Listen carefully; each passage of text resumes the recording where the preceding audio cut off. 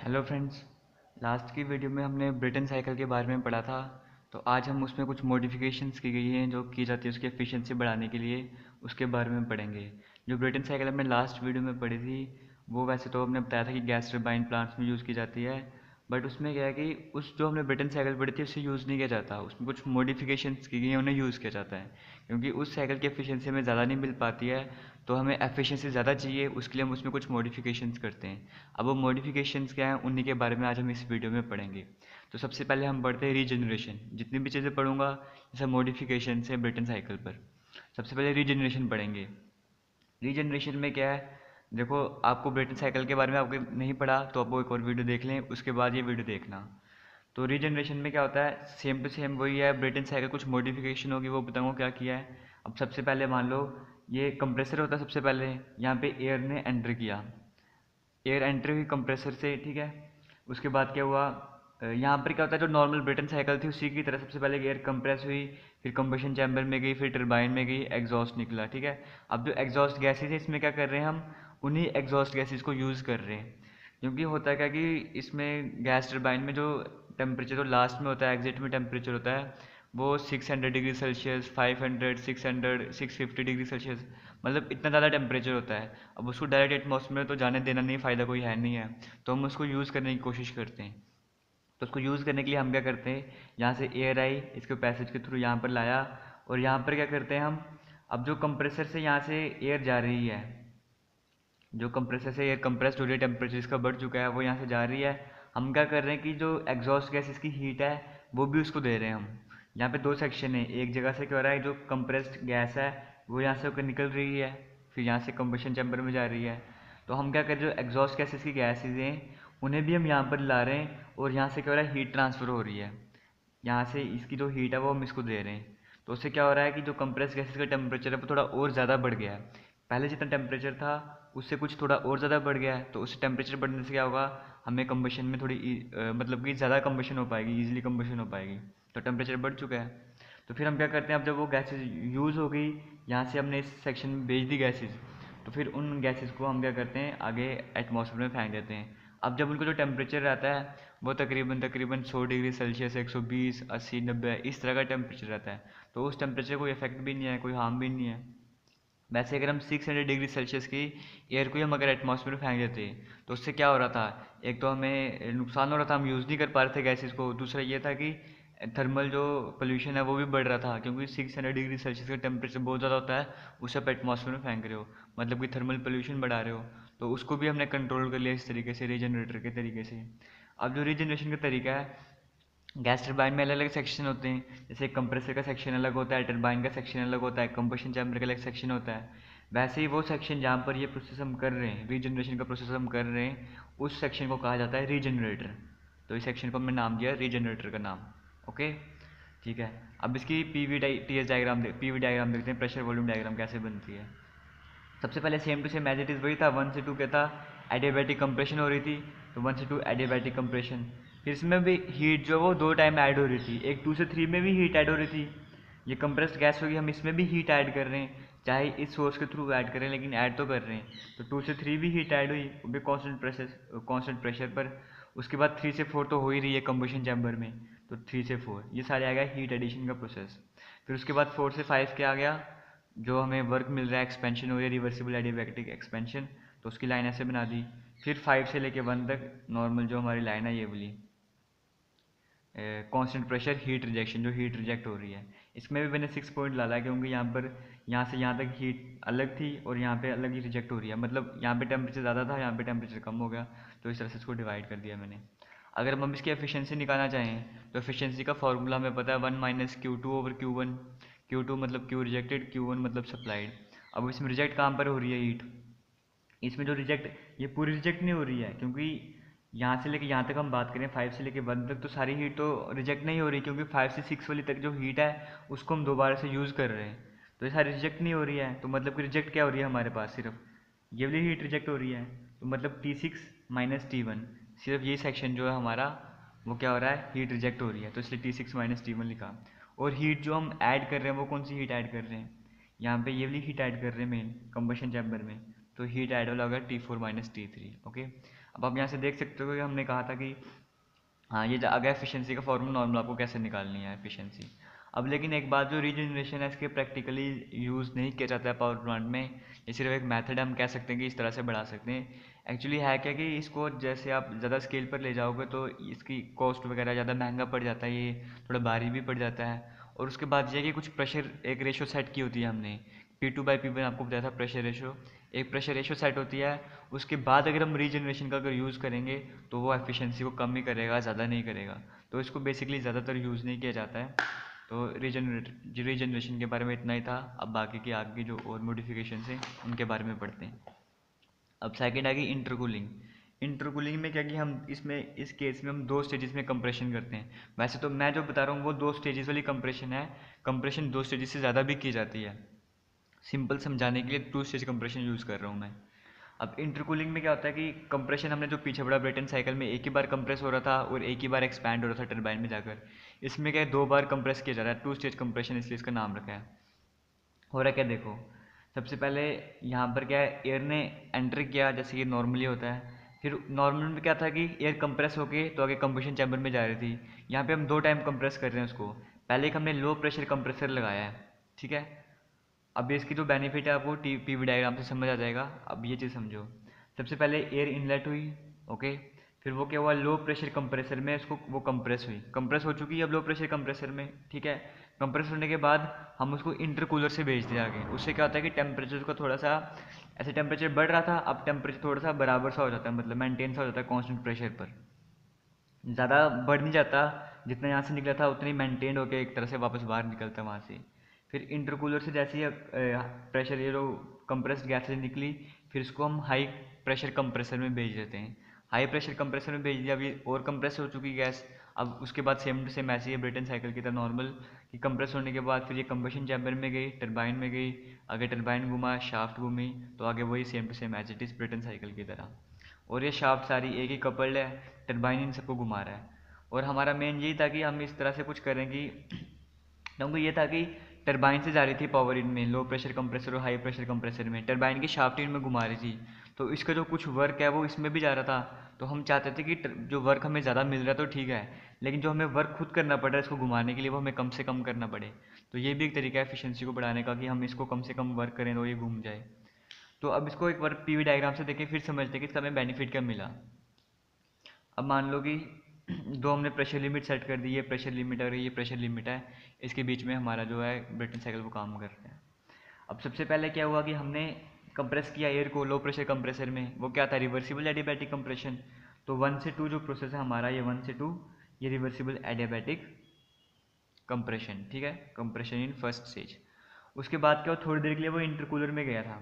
तो इंटरकूलर में क्या था, तो कांस्टेंट प्रेशर पर था वो, वहाँ पे प्रेशर कांस्टेंट ही था उस टाइम। तो ये लाइन थोड़ी सी इस तरह से बन जाएगी कांस्टेंट प्रेशर वाली लाइन। टेम्परेचर थोड़ी देर के लिए, ऐसे कंप्रेसर में क्या था टेम्परेचर बढ़ता जा रहा था, अब यहाँ पे टेम्परेचर थोड़ी देर के लिए बराबर हो गया, एक तरह से मान लो एक लेवल इक्विलिब्रियम में आ गया, मतलब ज़्यादा बढ़ नहीं रहा था, एक तरह से मान लो कि रुक गया, टेम्परेचर जैसा था वैसे ही रह गया यहाँ पर। वरना एक ही बार कंप्रेसर तो बढ़ता बढ़ता बढ़ता जाता है टेम्परेचर। अब 2 से 3 हो गया इंटरकूलिंग, ये इंटरकूलिंग आ गया 2 से 3। फिर उसके बाद क्या हुआ, फिर से कंप्रेशन हुई थी, एडियाबैटिक कंप्रेशन। एडियाबैटिक क्यों बोलो, क्योंकि हम नहीं चाहते कि हीट जो है वो बाहर सराउंडिंग में लॉस हो, तो हमने उसको इंसुलेशन की होती है। उसके बाद फिर 3 से 4 हमारा आ गया रिवर्सिबल एडियाबैटिक कंप्रेशन, या कि कंप्रेशन इन सेकेंड स्टेज। इसलिए मैंने आपको कहा कि मैं 2 स्टेजेस वाली कंप्रेशन बता रहा हूँ, और भी कंप्रेशन स्टेजेस हो सकती हैं। ये हो गया 3 से 4 कंप्रेशन। अब उसके बाद क्या था, 4 से 5 क्या था, कांस्टेंट प्रेशर हीट एडिशन, जो कि नॉर्मली होता है, तो ये वही था 4 से 5 कांस्टेंट प्रेशर हीट एडिशन। उसके बाद 5 से 6 क्या हुआ, एक्सपैंड हो रही है गैसेज, तो 5 से 6 रिवर्सिबल एडियाबैटिक एक्सपेंशन। यहाँ पे भी इंसुलेशन की होती है, हमने टरबाइन के ऊपर केसिंग होती है, उसके ऊपर इंसुलेशन की होती है ताकि हीट लॉसेज ना हो। फिर उसके बाद क्या हुआ, फिर हीट रिजेक्ट हो रही थी यहाँ से, तो वही 6 से 1 कांस्टेंट प्रेशर हीट रिजेक्शन। अब देखो, अगर हम नॉर्मल डायग्राम बनाते हैं, इसकी पीवी डायग्राम बनाते हैं ब्रेटन साइकिल की, तो वो कैसे बनती, ये ऐसे बननी थी 1 से 2 सीधा ऊपर जानी थी, क्योंकि एक ही बार अगर हम कंप्रेशन करते तो वो इस तरह से बननी थी। ये इसको अब भूल जाओ, उस टाइम क्या होता, ये चीज़ होती नहीं हमारे पास, सिर्फ ये चीज़ लाइन बनती है हमारे पास, रिवर्सिबल एडियाबैटिक ये चीज़ बनती। और अब हमारे पास क्या है, ये एक्स्ट्रा सेक्शन भी आ रहा है हमारे पास, ये चीज़, ये इतना एक्स्ट्रा सेक्शन भी हमारे पास आ गया है इस टाइम। तो हमें पता है कि पीवी डायग्राम में कर्व के जो नीचे का एरिया होता है वो हमें वर्क डन मिलता है उससे, मतलब जैसे इस कर्व के नीचे का जो एरिया है उससे हमें वर्क डन मिलेगा। ठीक है, अब हमें पहले कितना वर्क डन मिल रहा था, इतना वर्क डन मिल रहा था हमें, मतलब हमें इतना वर्क मिल रहा था। अब हमें कुछ एक्स्ट्रा वर्क भी मिल रहा है, ये देखो ये जो सेक्शन है वो हमें एक्स्ट्रा वर्क मिल रहा है। तो एक्स्ट्रा वर्क मिलने का मतलब क्या है कि हमारी एफिशिएंसी बढ़ गई है। एफिशिएंसी होता है work done over heat supplied. तो हमें वर्क डन ही अगर ज़्यादा मिल रहा है तो एफिशिएंसी, सिंपल सी बात है, एफिशिएंसी बढ़ रही है। तो इसमें इतना एक्स्ट्रा वर्क हुआ तो हमें इतनी एफिशिएंसी बढ़ गई यहाँ पर। तो यह था इंटरकूलिंग का फंडा। अब नेक्स्ट आगे और भी देखते हैं कि और क्या चीज़ें की जाती हैं इसको। अब एक आ गया रीहीट। हमने क्या पढ़ा अभी, एक रीजनरेटर पढ़ा, फिर अब रीहीट के बारे में पढ़ते हैं। रीहीट में क्या है, अब जैसे हमने लास्ट टाइम इंटरकूलिंग पढ़ा, इंटरकूलिंग में क्या थी, टू स्टेज कंप्रेशन, इसमें दो स्टेजेस में कंप्रेशन कर रहे थे। वैसे ही रीहीट में दो स्टेजेस में एक्सपेंशन करते हैं। ओके, दो स्टेजेस से ज़्यादा भी हो सकती है, हम अभी दो स्टेजेस के बारे में डिस्कस करेंगे। सबसे पहले क्या हुआ, सिंपल उसकी तरह गैस टरबाइन की तरह एयर एंटर हुई, कंप्रेस्ड हुई। अब वो कंप्रेस होने के बाद क्या हो रहा है कि यहाँ पे दो स्टेजेस में एक्सपेंशन हो रही है। तो दो कंबशन चैम्बर है यहाँ पर। इसमें हम क्या करते हैं, सबसे पहले जो एयर इनलेट करती है, हम फ्यूल यूज़ करते हैं यहाँ पे कंबशन के लिए।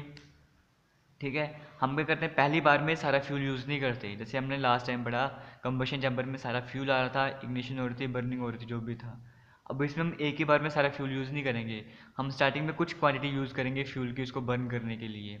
ओके, यहाँ पे एयर कंप्रेस्ड हुई, पहले कंबशन चैम्बर में गई, C1 मतलब कंबशन चैम्बर फर्स्ट। इस कंबशन चैम्बर में एयर ने एंटर किया और बर्नर लगा हुआ है, थोड़ा सा फ्यूल एंटर किया, ज़्यादा सारा फ्यूल हमने एंटर नहीं लाने दिया, कुछ फ्यूल एंटर किया यहाँ पर। वो फ्यूल एंटर हो गया, बर्निंग हुई।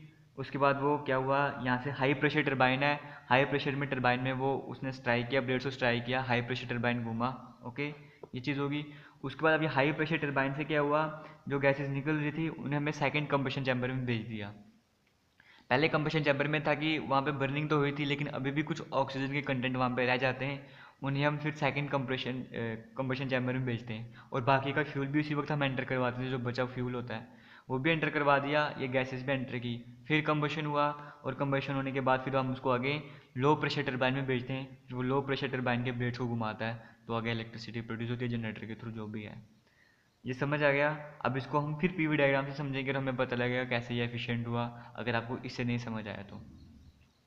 अब सबसे पहले क्या था, 1 से 2 क्या था, हमने कंप्रेशन की, रिवर्सिबल एडियाबैटिक कंप्रेशन, तो रिवर्सिबल एडियाबैटिक कंप्रेशन। ठीक है, फिर उसके बाद क्या, 2 से 3 हमारे हीट एडिशन हुई थी, कांस्टेंट प्रेशर में हीट एडिशन, जैसे कि नॉर्मल होता है, तो वो 2 से 3 आ गया कांस्टेंट प्रेशर हीट एडिशन। उसके बाद क्या हुआ, 3 से 4 फिर ये टरबाइन में गया, टरबाइन में गया मतलब कि एक्सपेंशन हुई, रिवर्सिबल एडियाबैटिक एक्सपेंशन। तो 3 से 4 आ गया हमारे पास रिवर्सिबल एडियाबैटिक एक्सपेंशन। तो ये आ गया एक्सपेंशन इन फर्स्ट स्टेज, यहाँ पर एक्सपेंशन हुई। उसके बाद फिर क्या हुआ, 4 से 5 में फिर ये कंबशन चैम्बर में गया था, तो मतलब फिर ऐड हुई थी हीट, तो 4 से 5 में फिर कांस्टेंट प्रेशर में हीट एडिशन हुआ, ये हो गया रीहीटिंग। ठीक है, क्योंकि यहाँ पे हमने रीहीट किया दोबारा से। और उसके बाद फिर 5 से 6 क्या हुआ, फिर लो प्रेशर टरबाइन में गया, फिर एक्सपेंशन हुई, तो 5 से 6 में आ गया low pressure reversible adiabatic expansion, 5 से 6 क्योंकि लो प्रेशर टरबाइन में गया था। फिर उसके बाद क्या हुआ कि 6 से 1 फिर कांस्टेंट प्रेशर हीट रिजेक्शन, मतलब कि हीट रिजेक्ट हो रही है कांस्टेंट प्रेशर में। तो ये सिंपल आ गई इसकी पीवी डायग्राम। अब देखो, अगर हम सिंपल ब्रेटन साइकिल बनाते तो हमारी डायग्राम कुछ इस तरह से बननी थी, ये कर्व बननी थी हमारे पास, क्योंकि हम एक ही स्टेज में एक्सपेंशन करते थे। अब हमें ये चीज़ एक्स्ट्रा मिल गई, तो मतलब ये हमें एक्स्ट्रा वर्क मिल गया, क्योंकि पीवी डायग्राम के अंदर का एरिया क्या होता है, वर्क डन देता है हमें। तो पहले इतना एरिया था, अब थोड़ा ये एक्स्ट्रा एरिया और भी मिल गया, तो हमारा वर्क बढ़ गया। वर्क हमें मिल गया तो हमारी एफिशिएंसी ऑब्वियस सी बात है वो बढ़ जाएगी। तो ये भी एक तरीका था एफिशिएंसी बढ़ाने का। समझ आ गया होगा आपको, समझता हूँ मैं। अब इसके बाद एक लास्ट पढ़ लेते हैं, combined reheat and intercooling cycle. इसमें क्या है कि हमने अभी रीहीट के बारे में पढ़ा और इंटरकूलिंग के बारे में पढ़ा, इसमें इन दोनों को कंबाइन कर दिया, रीहीट को भी और इंटरकूलिंग को भी, मतलब दोनों साइड को कंबाइन कर देते हैं। अब उसमें सिंपल सी बात है, हमने पहले जैसे ये देखो, ये हमने पढ़ा था इंटरकूलिंग। इंटरकूलिंग में क्या कर रहे थे, हम 2 स्टेजेस कंप्रेशन कर रहे थे। इंटरकूलिंग में हमने 2 स्टेज में कंप्रेशन की थी, और रीहीट में हमने 2 स्टेजेस में एक्सपेंशन किया है। अब हम दोनों को कंबाइन कर रहे हैं, तो पहले एक सीधा डायरेक्ट पीवी डायग्राम बनाते हैं। तो पहले 1 से 2 क्या था, कंप्रेशन फर्स्ट स्टेज, फिर हमने इंटरकूलिंग की थी, फिर सेकंड स्टेज में कंप्रेशन की थी। ओके, ये आ गया हमारा इंटरकूलिंग वाला। फिर नॉर्मल हीट एडिशन, अब रीहीट की बात कर रहे हैं। पहले फर्स्ट स्टेज में हीट एडिशन, फिर टरबाइन में गया था वो हाई प्रेशर टरबाइन में, फिर से हीट एडिशन जो रीहीटिंग कहते हैं जिसके, फिर लो प्रेशर टरबाइन में गया था और फिर हीट रिजेक्शन हुई थी। ये दोनों को कंबाइन करके मैंने पीवी डायग्राम बनाई है। अब आप देख सकते हो यहाँ पे इंटरकूलिंग है, तो इंटरकूलिंग के बाद अगर मैं ये लाइन ड्रा करूँ तो ये लाइन बनेगी हमारी कांस्टेंट टेम्परेचर, मतलब आइसोथर्मल लाइन बन रही है हमारी ये वाली। ओके, और इसका मतलब क्या होगी, इंटरकूलिंग के बाद हमें जो टेम्परेचर लिमिट्स है वो सेम टेम्परेचर लाइन में हमें टेम्परेचर मिल रहा है। मतलब आइसोथर्मल लाइन में हमें देखो ये लाइन है यहाँ पर T3BC में मिल रहा है और T1BC में मिल रहा है, तो इसलिए मैंने ये लाइन ड्रॉ की आपको समझाने के लिए, सिंपल सी चीज़। और वैसे यहाँ पे भी सेम केस है, रीहीटिंग के बाद भी हमें सेम टेम्परेचर लाइन में टेम्परेचर्स मिल रहे हैं, 5 और 7 एक ही लाइन में मिल रहे हैं हमें। अब इसमें जो अलग अलग वो प्रोसेस के मैंने नाम लिख दिया क्या था, 1 से 2 पहले कंप्रेशन थी फर्स्ट स्टेज में, फिर इंटरकूलिंग हुई, फिर कंप्रेशन हुई सेकंड स्टेज, फिर हीट एडिशन फर्स्ट स्टेज, फिर एक्सपेंशन, फिर उसके बाद रीहीट, फिर एक्सपेंशन सेकंड स्टेज, फिर हीट रिजेक्शन हुई थी। उसी को टीएस डायग्राम में भी बनाया। 1 से 2 था आइसेंट्रोपिक कंप्रेशन, फिर 2 से 3 इंटरकूलिंग हुआ, तो मतलब जो टेम्परेचर कम हो गया, टेम्परेचर कम होने के बाद फिर आइसेंट्रोपिक कंप्रेशन, टेम्परेचर बढ़ा, फिर हीट एडिशन कांस्टेंट प्रेशर पर, फिर थोड़ी देर के लिए टेम्परेचर कम हो गया था, एक्सपेंशन हुआ था सॉरी, तो टेम्परेचर कम हो रहा था। फिर उसके बाद क्या हुआ था एक्सपेंशन के बाद, फिर रीहीट किया, फिर आइसेंट्रोपिक एक्सपेंशन और फिर हीट रिजेक्शन। यह गया टेम्परेचर एंट्रोपी की डायग्राम में। अब ये देखो जैसे हम यहाँ पर चीज़ देख रहे थे, ये चीज़ आइसोथर्मल लाइन। तो अब हमने अगर हम इसको, ये तो एक स्टेज वाली बात आ गई हमारी कि हम एक ही स्टेज में कर रहे हैं ऐसे, ये एक स्टेज में हमने किया तो इस तरह की कर्व बनी हमारे पास। अगर हम इसको एक से ज़्यादा स्टेजेस में करें, हमने 2 स्टेज में किया था ये चीज़ बनी, ज़्यादातर 2 से ज़्यादा स्टेजेस में किया जाता है, उस केस में कैसे बनेगा, ये देखो ये ऐसे इस तरह से कुछ बनता जाएगा। मतलब ये एक स्टेज, 2 स्टेज, 3, 4 इस तरह से। वैसे आइसोथर्मल लाइन वाली बात करें तो वो भी कुछ इस तरह से बनता जाएगा। तो मतलब कि हमारे पास क्या बन जाएगा अगर हम फिर पीवी डायग्राम बनाएं तो 2 आइसोथर्मल लाइन बन जाएंगी और 2 कांस्टेंट प्रेशर वाली लाइन बन जाएंगी। ये कांस्टेंट प्रेशर, ये कांस्टेंट प्रेशर, और ये आइसोथर्मल और ये आइसोथर्मल। अगर हम इस तरीके से करेंगे तो हमें जो इसकी एफिशिएंसी मिलेगी वो जो कार्नोट साइकिल की एफिशिएंसी होती है उसके बराबर मिलेगी, और कार्नोट साइकिल की एफिशिएंसी हमें पता है अचीव करना मुश्किल है। तो इसलिए ये अगर उस तक पहुंच सक रही है तो बहुत बड़ी बात है। तो मतलब एक बहुत ही बढ़िया आइडियल केस में मिल गया। हम इसके मतलब इस तक पहुंचने की कोशिश करेंगे तो हमारी ऑब्वियस सी बात है प्लांट की एफिशिएंसी बढ़ जाएगी। अब आपको एक चीज़ बताऊँ लास्ट में कि हमने जितनी भी साइकिल्स पढ़ी अभी तक वो सारी गैस पावर साइकिल्स थी, या कह सकते हो कि एयर स्टैंडर्ड साइकिल्स थी। अब जैसे हमने, आप क्या सोच सकते हो कि जैसे कई लोगों का होता है कन्फ्यूजन कि इतनी सारी साइकिल हम याद कैसे करें। देखो हमने भी सारी गैस पावर साइकिल पढ़ी हैं, तो उसमें एक बात दूँ आपको, सबसे पहले हमने पढ़ी थी गैस पावर साइकिल में ऑटो साइकिल। अब आपने देखा होगा, नोटिस किया होगा कि सब में एक्सपेंशन जो हो रही थी वो एडियाबैटिक हो रही थी, रिवर्सिबल एडियाबैटिक कंप्रेशन भी सब में हो रहा था और रिवर्सिबल एडियाबैटिक एक्सपेंशन भी सब में हो रहा था। ये चीज़ सब में कॉमन थी, ये सबने देखा। अब डिफरेंस किस में आ रहा था, हीट एडिशन और हीट रिजेक्शन के केस में। अब सबसे पहले हमने पढ़ी थी ऑटो साइकिल। ऑटो साइकिल में क्या था कि ये चीज़ तो सब में कॉमन थी, रिवर्सिबल एडियाबैटिक कंप्रेशन और एक्सपेंशन ये सब में कॉमन थी। ऑटो साइकिल में क्या था कि हीट एडिशन भी कांस्टेंट वॉल्यूम में थी और हीट जो रिजेक्ट हो रही थी वो भी कांस्टेंट वॉल्यूम में हो रहा था। अब उसके बाद हमने सेकंड टाइम पढ़ा डीजल साइकिल। डीजल साइकिल भी same to same as it is, सिर्फ उसमें डिफरेंस ये था कि हीट एडिशन कांस्टेंट प्रेशर पर हो रही थी और हीट रिजेक्शन कांस्टेंट वॉल्यूम पर हो रही थी। उसके बाद हमने पढ़ा ड्यूल साइकिल। ड्यूल साइकिल में दोनों स्टेजेस होगी, पहले कांस्टेंट वॉल्यूम में हीट एडिशन, फिर कांस्टेंट प्रेशर में हीट एडिशन और रिजेक्शन फिर से कांस्टेंट वॉल्यूम पर। उसके बाद हमने पढ़ा ब्रिटन साइकिल के बारे में। ब्रिटन साइकिल में भी क्या था कि कांस्टेंट प्रेशर में ही हीट एडिशन और कांस्टेंट प्रेशर में ही हीट रिजेक्शन। तो ये ब्रिटन साइकिल था।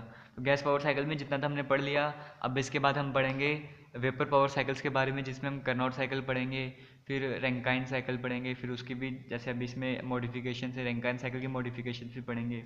और एक चीज़ बता दूं कि ये जो गैस टरबाइन साइकिल है ये तो ठीक है, इसमें मॉडिफिकेशन की जाती है इस तरह से।